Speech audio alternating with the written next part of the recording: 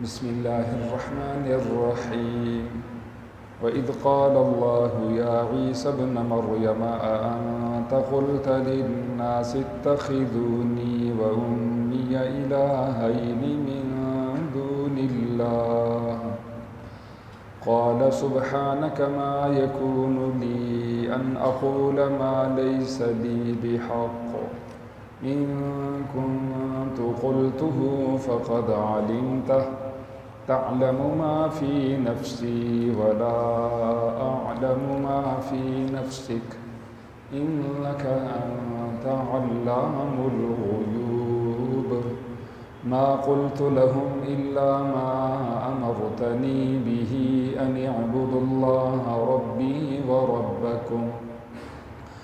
وكنت عليهم شهيدا ما دمت فيهم فلما توفيتني كنت أنت الرقيب عليهم وأنت على كل شيء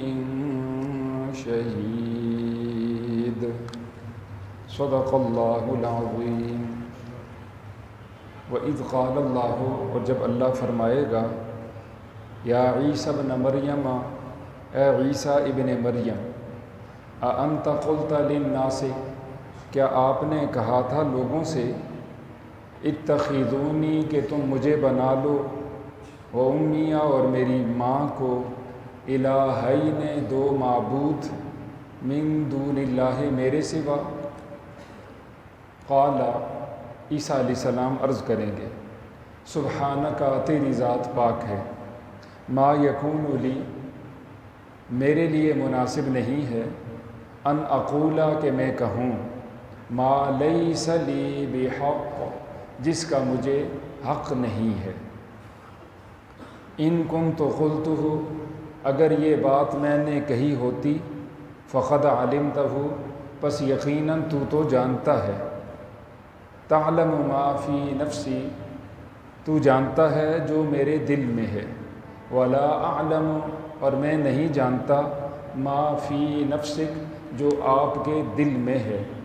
انک انت، بے شک آپ تو، علام الغیوب، چھپی ہوئی باتوں کو خوب جاننے والے ہیں. ما قلت لہم، میں نے ان سے نہیں کہا تھا،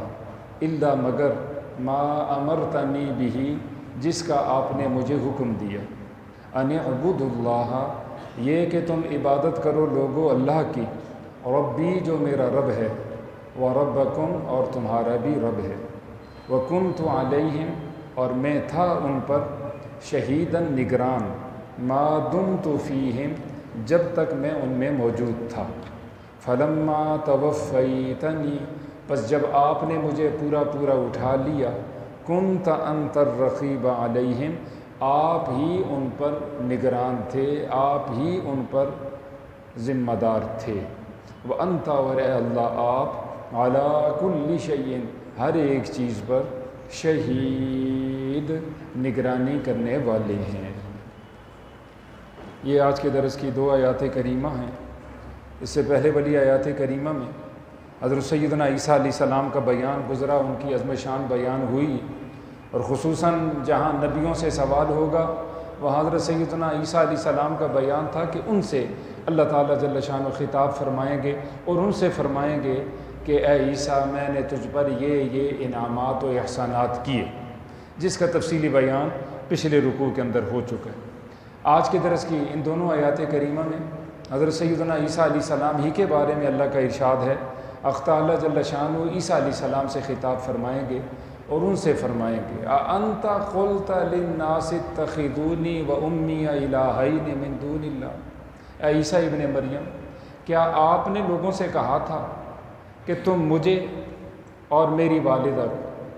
ان دونوں کو الہ اور معبود بنا لو؟ آپ نے کہا تھا، حالانکہ اللہ جانتا ہے کہ حضرت سیدنا عیسیٰ علیہ السلام نے اس طرح کی بات قطعاً نہیں کہی، کیونکہ یہ ظلم ہے اور یہ شرک ہے، اور انبیاء کرام علیہ الصلوۃ والسلام سے شرک کا ہونا تو ناممکن ہے، محال ہے. شرک تو بہت بڑا گناہ ہے، ان سے تو صغیرہ گناہ بھی نہیں ہوتا. اگر نبیوں سے لغزش بھی ہو جائے تو نبیوں کو فوراً مطلع کر دیا جاتا ہے، کیونکہ تمام انبیاء کرام علیہ السلام حضرت محمد مصطفیٰ احمد مجتبیٰ صلی اللہ علیہ وسلم کا سب سے بڑا رتبہ ہے، سب نبیوں میں، سب رسولوں میں۔ رتبے میں، درجے میں سب سے کم نبی جو رتبے میں سب سے کم حیثیت والا ہے نبیوں کے اعتبار سے، اس کا رتبہ کم ہے، اس سے بھی نہ صغیرہ گناہ ہو سکتا ہے نہ کبیرہ، کیونکہ اللہ فرماتا ہے وَإِنَّهُمْ عِنْدَنَا لَمِنَ الْمُصْطَفَيْنَ الْأَخْيَارِ، یہ تمام انبیاء کرام علیہ السلام ہمارے ہاں انتہائی برگزیدہ، انتہائی مقرب، انتہائی منتخب کیے گئے، چنے گئے لوگ ہوتے ہیں۔ ان سے غلطی قطعاً نہیں ہو سکتی، وہ غلطیوں سے، گناہوں سے 100% معصوم ہوتے ہیں، یہ ساری امت کا اجماع ہے، تو ان سے تو یہ غلطی نہیں ہو سکتی۔ تو اللہ ان سے فرمائیں گے، کیوں فرمائیں گے؟ یہ اس لیے فرمائیں گے تاکہ جن لوگوں نے ان کو معبود کہا ان کی سرزنش ہو سکے، ان کو افسوس دلایا جا سکے، ان کو سزا ہو سکے۔ 4 صدیوں تک، 4تھی صدی عیسوی تک یہ عقیدہ موجود نہیں تھا کہ حضرت سیدنا عیسیٰ علیہ السلام وہ خدا ہیں یا معبود ہیں۔ 4تھی صدی عیسوی سے کچھ راہبوں نے یہ سلسلہ شروع کر دیا، مشہور کر دیا کہ عیسیٰ دیکھیں جی ان کے یہ معجزات، جس کا بیان ہم نے اس سے پہلے پڑھا، مادر ذات اندھے کا درست کرنا، کوڑ کی بیماری والے کو شفا یاب کرنا، مردوں کو زندہ کرنا، کیچڑ سے وہ پرندہ بنانا اور پھر اس کے اندر پھونک مارنا، وہ جیتا جاگتا پرندہ ہو جاتا۔ اور حضرت سیدنا عیسیٰ علیہ السلام ان کو یہ بھی بتا دیا کرتے تھے کہ تم نے کیا کھایا اور گھر کے اندر کیا ذخیرہ چھوڑا۔ یہ ساری نشانیاں دیکھ کر انہوں نے یہ شوشہ چھوڑ دیا 4تھی صدی عیسوی میں کہ حضرت سیدنا عیسیٰ علیہ السلام معبود ہیں اور وہ خدا ہیں اور خدا کے بیٹے۔ 5ویں صدی عیسوی میں مزید اضافہ ہو گیا کہ الہ 2 نہیں 3 ہیں، مریم بھی علیہ باللہ وہ بھی خدا ہیں، وہ بھی الہ ہیں۔ پھر انہوں نے اپنے چرچوں کے اندر، اپنی عبادت خانوں کے اندر ان کی تصویریں بنا دیں، مجسمے بنا دیے جو اب تک چلے آ رہے ہیں۔ عیسیٰ علیہ السلام کا مجسمہ، حضرت سیدہ مریم علیہ السلام کا مجسمہ، ان کے جھنڈوں پہ مجسمہ، ان کی عبادت گاہوں میں مجسمے، پھر ان کی عبادت اور پوجا شروع ہوگی۔ بہرحال ان سے جب سوال ہوگا یہ سخت عاجزی کریں گے، قال عرض کریں گے سبحانک اے اللہ تیری ذات تمام عیبوں سے پاک ہے، ما یکون لی ان اقول ما لیس لی بحق، میرے لیے حق ہی نہیں، میرے لیے مناسب ہی نہیں کہ اس طرح کی میں بات کر سکوں۔ یا اللہ میں نے قطعاً یہ بات نہیں کی، ان کنت قلتہ فقد علمتہ، یا اللہ اگر یہ بات میں نے کہی ہوتی تو جانتا ہے یا اللہ، تعلم ما فی نفسی ولا اعلم ما فی نفسک، میرے دل میں جو ہے یا اللہ تو جانتا ہے، اور جو تیرے دل میں ہے یا اللہ میں نہیں جانتا۔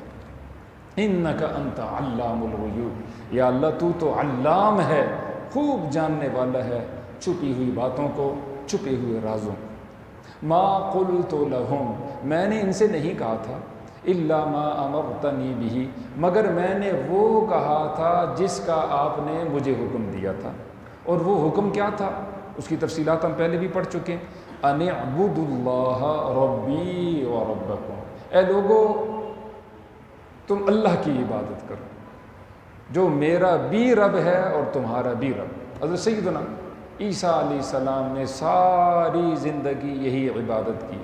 بلکہ آپ نبیوں کی تقریریں پڑھیں، سورۃ الشعراء میں بعض نبیوں کی تقریر 2 رکوعوں میں، 3 رکوعوں میں، اکثر کی ایک رکوع میں اللہ تعالیٰ جل شانہ نے جہاں ان کی تقریروں کو بیان فرمایا، ان کی دعوت کو بیان فرمایا، ایک جملہ سب کی دعوت کا مشترک حصہ رہا،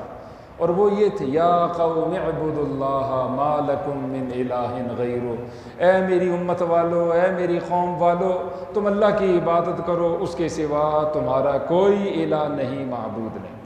اگلی بات فاتقوا اللہ واطیعون، اللہ سے ڈرو، کفر و شرک چھوڑ دو، گناہ چھوڑ دو،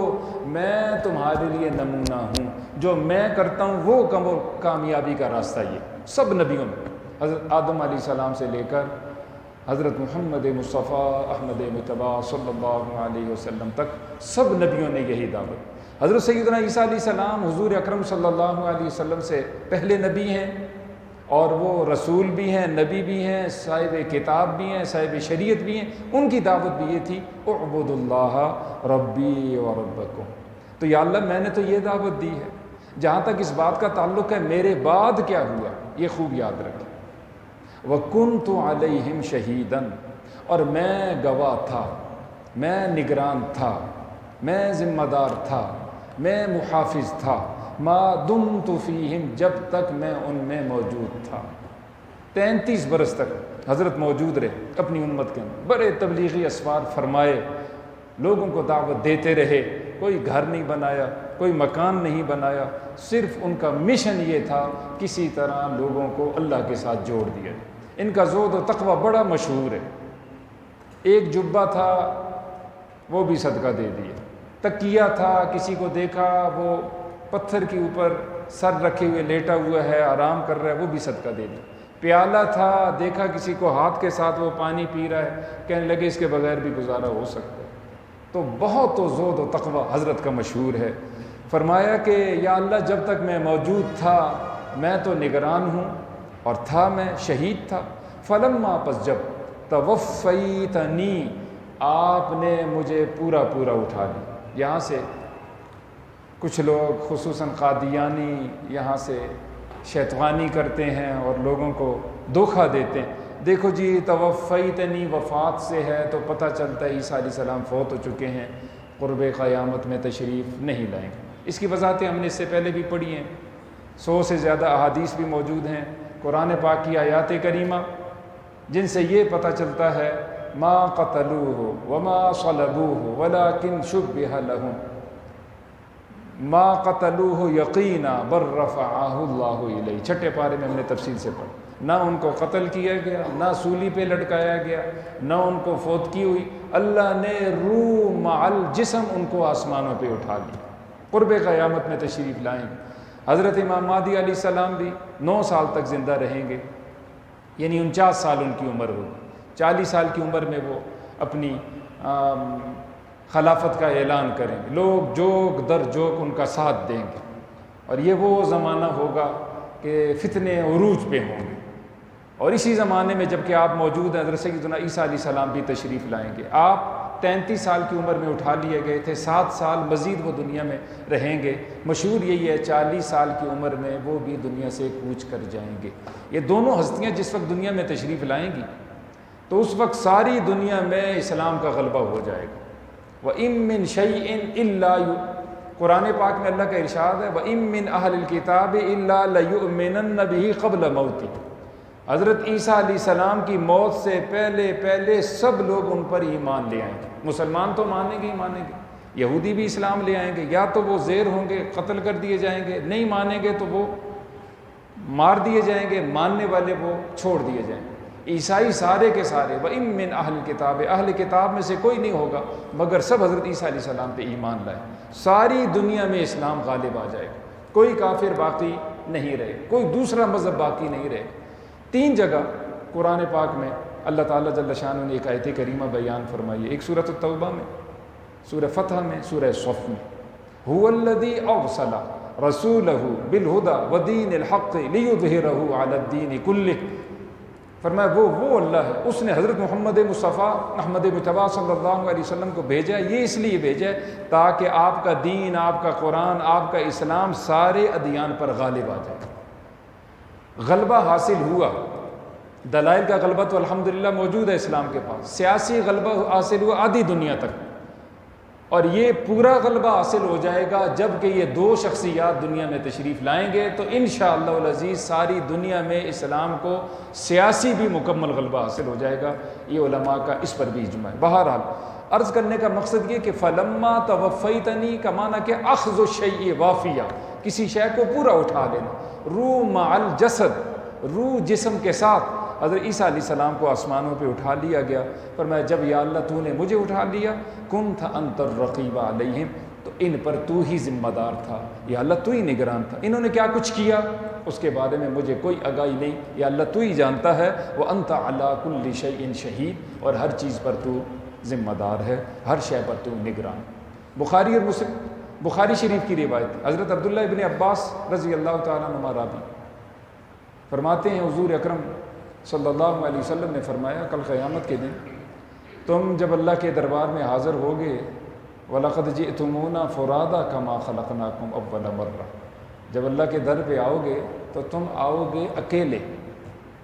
جس طرح تم دنیا میں آئے تھے تو اکیلے آئے تھے۔ کیا مطلب؟ تمہارے ختنے نہیں کیے ہوں گے، جس طرح تم دنیا میں آئے تھے تو بغیر ختنے کے آئے تھے۔ دوسری چیز، تمہارے اوپر کوئی لباس نہیں ہوگا۔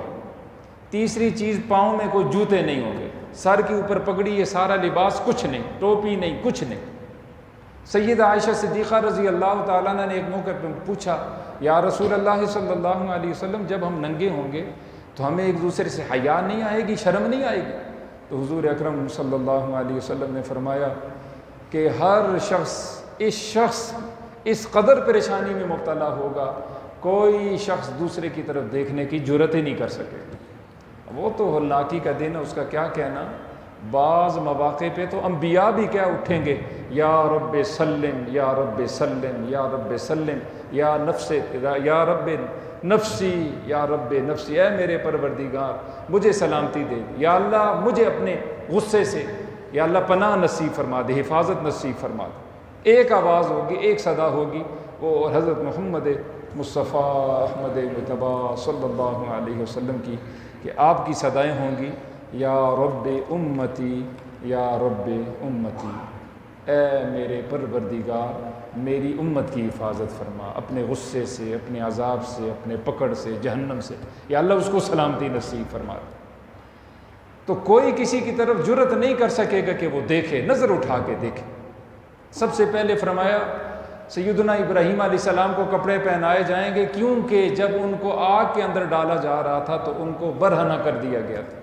ظالموں نے ان کے کپڑے اتار دیے گئے۔ اور اس سے بھی پہلے حضرت محمد مصطفیٰ احمد مجتبیٰ صلی اللہ علیہ وسلم کو جنتی لباس پہنایا جائے گا۔ حضور اکرم صلی اللہ علیہ وسلم نے فرمایا ان حالات کے اندر میں دیکھوں گا،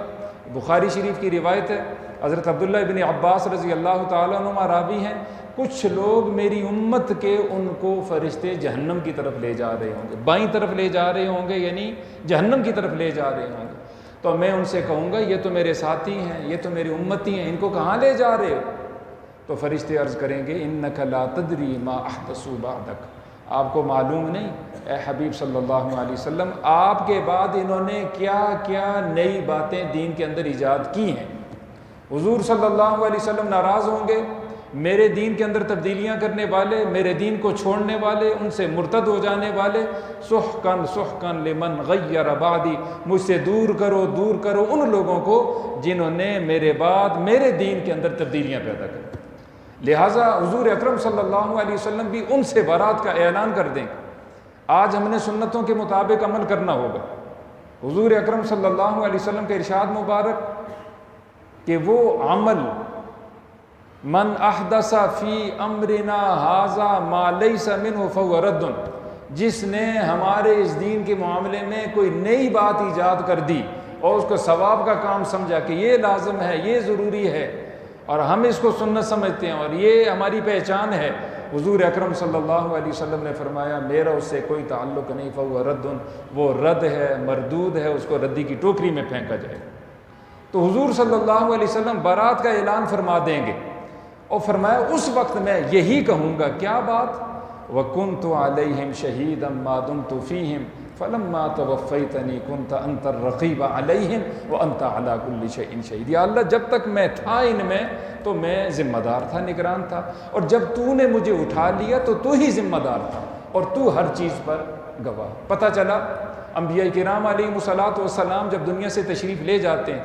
جتنے انبیاء کرام علیہم الصلاۃ والسلام، ان کو بعد کے امت کے حالات کی آگاہی نہیں ہوتی، جس طرح کی یہ آیت کریمہ میرے آپ کے سامنے ہے۔ اللہ کے رسول ہیں، اللہ کے نبی ہیں حضرت سیدنا عیسیٰ علیہ السلام، اور یہ روایت بخاری شریف کی حضرت عبداللہ ابن عباس رضی اللہ تعالیٰ عنہ سے مروی ہے کہ بعد کے حالات کے بارے میں اے حبیب صلی اللہ علیہ وسلم آپ کو آگاہی نہ تھی۔ اور اسی روایت میں آخر میں ٹکڑا آتا ہے، یہ وہ لوگ ہیں جو آپ کے بعد آپ کے دین سے پھر گئے تھے، مرتد ہو گئے تھے، آپ کے دین کو انہوں نے چھوڑ لیا تھا۔ تو بہرحال عرض کرنے کا مقصد یہ ہے، ایک تو بدعتی آدمی، اس سے حضور اکرم صلی اللہ علیہ وسلم اعراض فرمائیں گے۔ دوسری بات یہ قیامت کی ان ہولناکیوں میں، پریشانیوں میں جب ہم نے تیاری نہ کی ہوگی تو ہمارے لیے کتنی مشکل ہوگی کہ جب نبیوں سے سوال ہو رہا ہے، ان سے پوچھا جا رہا ہے، اور میرے آپ سے جو سوال ہوگا یوم تأتی کل نفس تجادل عن نفسها، اللہ کے حضور جب ہماری حاضری ہوگی ہر شخص اپنی طرف سے خود جواب دے گا۔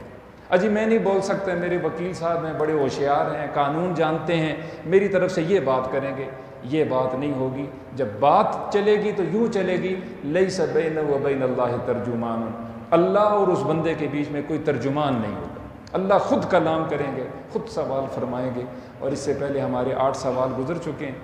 ان میں پڑوسیوں کے بارے میں سوال نہیں کہ وہ کیا کرتا تھا، رشتہ داروں کے بارے میں 8 سوالوں میں سے کوئی سوال نہیں ہے کہ تیرا رشتہ دار کیا کرتا تھا،